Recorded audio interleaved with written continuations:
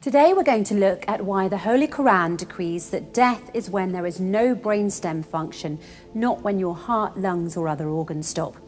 To start, let's take a look at something that has been the stuff of nightmares and horror films for decades. It's the story of some poor soul who, for whatever reason, has been declared dead and buried 6 feet under, but they're still alive. Now, if you think this story can only happen in a horror movie, you'd be dead wrong, pun intended. One look at recent stories right from the news proves it.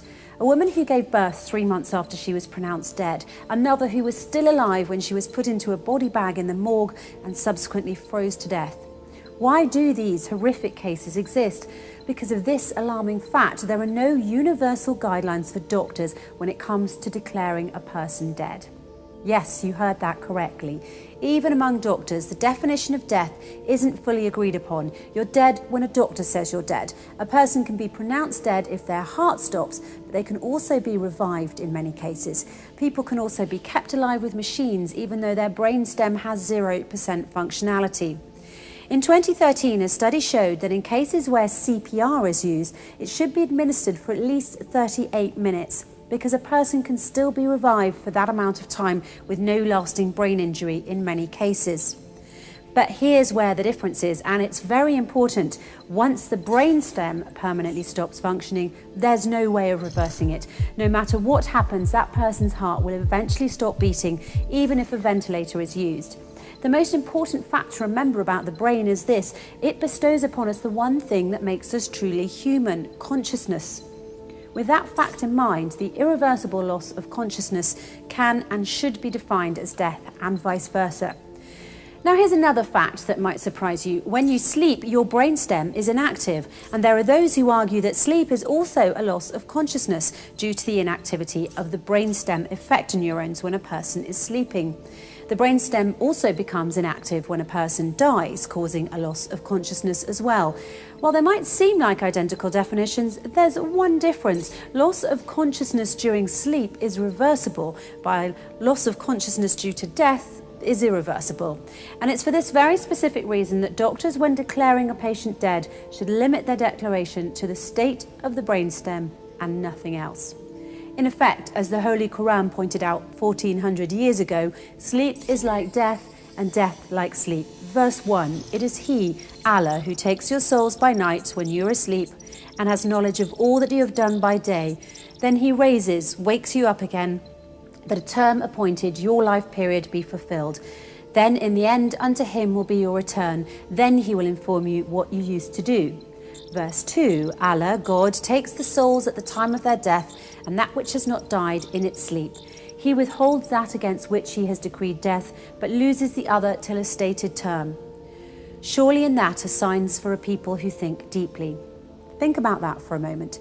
1400 years ago, the Holy Quran already had a specific, unquestionable definition for death, namely when the brainstem no longer functions. It has nothing to do with heart function, whether the person can breathe, or any other bodily functions or organs. What this means is that around the world, millions of people have been declared dead when in fact they were not. That is why, in the interests of human rights, Muslims believe that doctors should only consider a patient dead if their brainstem has completely stopped working. Until that point, any and all measures should be taken to keep them alive and not pronounce them dead simply because their heart, breathing or other functions have stopped. The first and foremost Quranic verses say that all humans have the basic right to live and that human life should be respected. Yes, when we sleep, the brainstem effector neurons stop functioning for a short time, but then we wake up.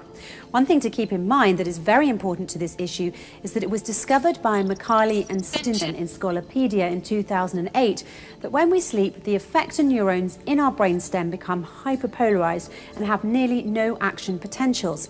It's for this reason that before sleeping every night, you should pray that your brainstem neurons are depolarized so that you may once again wake up and enjoy another day. Why not make sure that everyone around the world has the chance to wake up by following the Holy Quran and only declaring someone dead if their brainstem has permanently stopped, nothing else? By the way, until the 1950s, death was considered to be the point when any one of the vital functions, heartbeat or respiration, ceased.